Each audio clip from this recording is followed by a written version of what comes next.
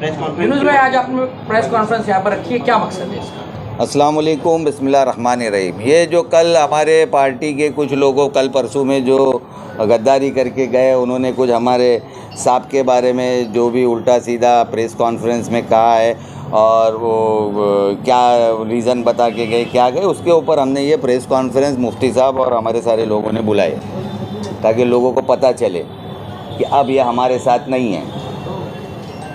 ये बात तो पहले प्रेस कॉन्फ्रेंस बता चुके, वो आपके साथ नहीं है। देखो, ये गद्दार थे, ये तो नहीं बताए होंगे कि हम गद्दार है, ये हम बता रहे कि वो गद्दार है। और ये हमने आज से 6 महीना 7 महीना पहले मैंने पर्सनली ये आवाज़ उठाया था हमारी पार्टी में कि ये गद्दार है करके। उस वक्त लोगों ने को समझ में आया कि नहीं, ये कुछ आपसी रंजिश की वजह से यूनुस भाई इनके ऊपर गद्दारी का इल्ज़ाम लगा रहा है। मगर आज वो इल्ज़ाम सच्चा साबित हो गया। उस वक्त शमीम भाई, आवाड़ साहब, इन लोगों ने मुझे माफ़ी मांगने का, मैंने ग्रुप में माजरत चाहा सभी से, किसका दिल दुखाया हो या कुछ किस वजह से, हमारे हाजी शमीम भाई खान साहब की वजह से।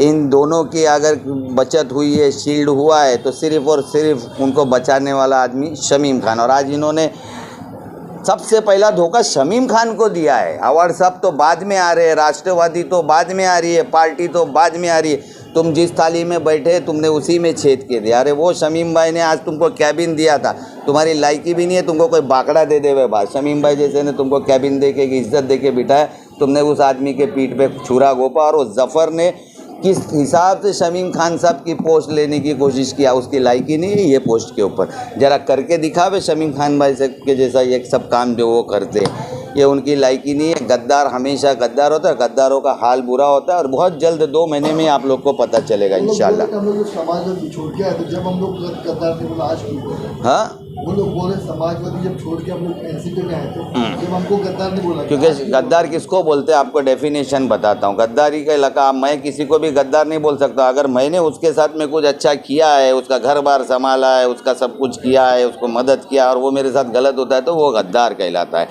समाजवादी ने इनको कुछ कमाने का पैसा या जो भी इनकी लाइफ जो थी, एक वो चांदनगर में इलीगल बिल्डिंग या जो भी थी उसमें थी, तो वो गद्दार का लक़ब जो है समाजवादी नहीं दे सकता। राष्ट्रवादी में आने के बाद इन्होंने क्या क्या गेम खेले ये आप लोग को पता है। तो ये राष्ट्रवादी के और आवाड़ साहब के और शमीम खान के गद्दार है। उसमें राजनीति नहीं, राजनीति एक मिनट। कोई किसी पार्टी में चला जाता है, उसमें गद्दार कैसे हो जाता है? आपने खुद कहा अभी कि फ़ायदा उठा के जाने वाले को गद्दार बोला जाता है ना। समाजवादी में भी तो कुछ फ़ायदा नहीं उठाया समाजवादी में, उन्होंने कुछ फ़ायदा नहीं उठाया। हम क्यों बोलेंगे? वो बोलेंगे ना, उनका मैटर है। अपनी जरूरत के हिसाब से समाजवादी से हाँ। समाजवादी से जब समाजवादी पार्टी छोड़कर जब वो राष्ट्रवादी कांग्रेस पार्टी, उस वक्त राष्ट्रवादी कांग्रेस पार्टी जो थी सेकुलर पार्टी थी। और राष्ट्रवादी कांग्रेस पार्टी के जो सरप्रस्त थे वो शरद चंद्री पवार थे।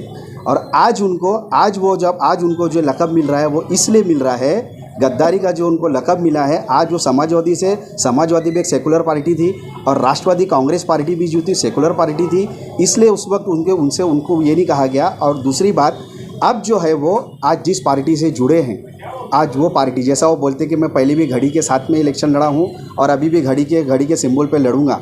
बेशक आप घड़ी के सिंबल पे इलेक्शन लड़ोगे, लेकिन जब आपने घड़ी के सिंबल पे इलेक्शन लड़ा था उस वक्त घड़ी के सिंबल के जो सरप्रस्त थे, जो हमारे राष्ट्रीय अध्यक्ष थे, शरद चंद्र पवार थे। और आज जो तुम्हारे राष्ट्रीय अध्यक्ष है वो अजीत दादा पवार है। अजीत दादा पवार जो है, जिनका एक इस MLA इस लोकसभा के अंदर उनका एक खासदार जीत के आया रायगढ़ से, सुनील तटकरे। आज सुनील तटकरे जो है उनका एक खासदार जो चुनकर आया है, वो खासदार जो है आज नरेंद्र मोदी NDA सरकार में शामिल है। मतलब वो आज महायुति के अजीत दादा पवार है, वो BJP के साथ में हैं। BJP के साथ में वो सत्ता में बैठे हैं। और क्यों बैठे हैं वो सब सारा महाराष्ट्र जानता है कि 2 दिन पहले नरेंद्र मोदी बोलते हैं NCP भ्रष्ट पार्टी है, 70,000 कोटी का घोटाला अजीत पवार पे। अजीत पवार ने जो है पार्टी को अलग किया। उनकी जो विचारधारा थी, शरद पवार साहब की विचारधारा जो है, वो विचारधारा जो है सेकुलर विचारधारा है। शिवाजी, डॉक्टर बाबा साहब अम्बेडकर, शाहू फुले, इनकी जो विचारधारा को लेकर जो है उस विचारधारा के साथ में इंडिया अलायंस के साथ में है।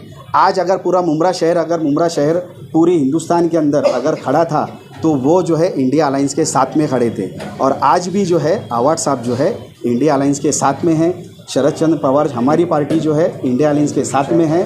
और जो हमारी विचारधारा है वो हमारी विचारधारा जो है हम उसके साथ में हैं। हम बीजेपी के साथ में नहीं हैं। तो हम गद्दार इसलिए कह रहे हैं, उनको गद्दारी का लक़ब इसके लिए मिल रहा है क्योंकि बीजेपी ने जो है हमारे साथ जो हरकतें की है। क्या आप जैसे अभी हमारे मुफ्ती अशरफ साहब ने कहा था, पहलू खान, बिल्किस बानो, CA, NRC और इसी लोकसभा के अंदर अमित शाह ने मुसलमानों को घुसपैठिया कहा। उनको ये कहा कि उनका मंगल हमारा उनसे अब आपका जो मंगल तो छीना जाएगा, हमको घुसपैठिया कहा गया। किसने कहा? अमित शाह, जो बीजेपी के अंदर है। आज उस पार्टी के साथ में तुम जाके जुड़े हो, इसलिए तुमको गद्दार कहा जा रहा है कि तुम अपनी कौम के साथ और अपने शहर के साथ जो गद्दारी कर रहे हो। मुसलमानों को गालियाँ दे रही है, उनके लिए जो भी है उनके साथ में गलत हो रहा है, उनके साथ जुड़े तो आपको गद्दार ही बोला जाएगा ना। अभी जैसा इन्होंने बोले समाजवादी से राष्ट्रवादी में आए तो जब गद्दार नहीं बोले तो राष्ट्रवादी, बस शाकिर भाई ने क्या बोले, सेक्युलर पार्टी। कहने का मतलब ये है कि आपकी पार्टी छोड़कर दूसरी पार्टी में कोई दूसरी पार्टी नहीं, मुसलमानों की दुश्मन पार्टी, मुसलमानों की दुश्मन पार्टी है वो। छोड़कर मतलब ये कहना चाह रहे हैं कि वो सेक्युलर पार्टी को छोड़कर एक सेक्युलर पार्टी में आया, इसलिए गद्दार। एक जातिवाद पार्टी और ऐसी पार्टी जो मुसलमानों का खुला दुश्मन है। बीजेपी खुला दुश्मन है ना वो, जुल्म जाते भाई खुला दुश्मन है वो। हर कोई देख रहा है, खुला दुश्मन है वो हमारा। खुला दुश्मन के साथ अगर आप जाते हो तो देश की बात हो गई, जब बीजेपी जातिवादी है। उन्होंने टिप्पणी भी की है एक मिनट, हाँ, जंगल में ही अच्छा लगता है। वो मुफ्ती साहब बताएंगे शेर के बारे में, क्योंकि हमको तो मालूम है कि हमारा साहब शेर ही है, मगर अभी वो डॉक्टर को बताएंगे। देखिए, डॉक्टर मुमताज़ शाह ने जो कहा है कि अवाड साहब अगर शेर है तो शेर जंगल में रहता है, यहाँ पर सब नमाजी लोग रहते हैं। तो मैं मुमताज़ शाह जी को जवाब देना चाहता हूँ कि मुझे नहीं मालूम कि आप किस मेडिकल कॉलेज से आप पढ़े हैं और आपने कहाँ से ग्रेजुएट किया आपने। मैं आपसे पूछना चाहता हूँ कि मौलाना अबुल कलाम आज़ाद की किताब इंडिया विंस फ्रीडम है, और मौलाना अबुल कलाम आज़ाद ने अपनी किताब के अंदर लिखा है कि द टाइगर ऑफ इंडिया जो थे वो नेताजी सुभाष चंद्र बोस थे। अच्छा हुआ मुमताज़ शाह जी उस वक्त मौलाना अबुल कलाम आज़ाद के दौर में नहीं थे, वरना उनको भी कहते हैं कि मौलाना आप उनको जंगल में छोड़ के आओ।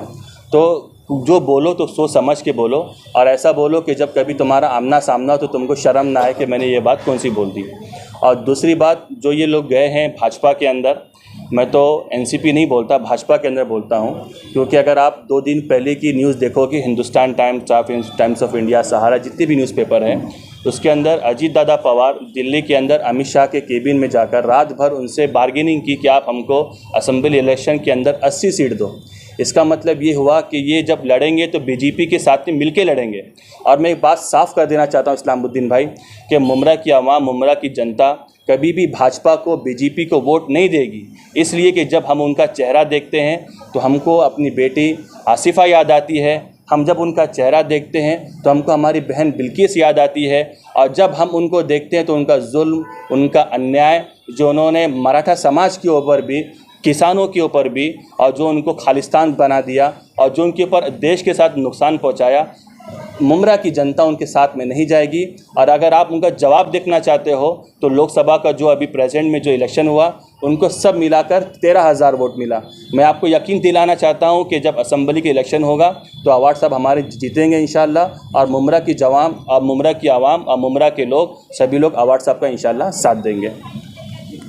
बीजेपी जातिवादी पार्टी है, वो उसके साथ है, ठीक है, लेकिन दूसरे मामला ये है कि वो कह रहे हैं कि क्रेडिट को लेकर कुछ बात थी, और बीच में जो संघर्ष अध्यक्षा गुप्ता मैडम के कुछ बयान आए थे कि करियर उनका ख़त्म कर देंगे। कहा जा रहा है ये एक वजह भी हो सकती है और उनके रवैये की वजह से वो चले गए, क्या कहेंगे? देखिए, जिसको जाना होता है उसके लिए 1000 बहाने होते हैं, और काम करने वाले के लिए कोई बहाना नहीं होता। अगर उनको काम करना होता तो हमारे शाकिर भाई काम करते हैं, यूनुस भाई को आप देखेंगे इनकी बच्ची शहर हमेशा काम करती है, हमारे मैशर भाई को आप देखेंगे अपने पर्सनल पैसे से लाकर, आप पूछिए मैशर भाई से, कभी उन्होंने टीएमसी के स्टाफ को यूज़ नहीं किया, अपने पर्सनल पैसे को लाकर काम करते हैं। तो काम करने वाला कभी सब नहीं कहता, काम करने वाला काम करता है। और मैं उनको यही दुआ दूंगा, जैसे हमारे अवाड साहब ने कहा था कि मैं उनको दुआ देता हूं कि उनका सफ़र आसान हो, हम भी उनको दुआ देते हैं कि भाई तुम्हारा सफ़र आसान हो, लेकिन तुम जिस कश्ती में गए हो वो कश्ती इंशाल्लाह ज़रूर डूबेगी इंशाल्लाह।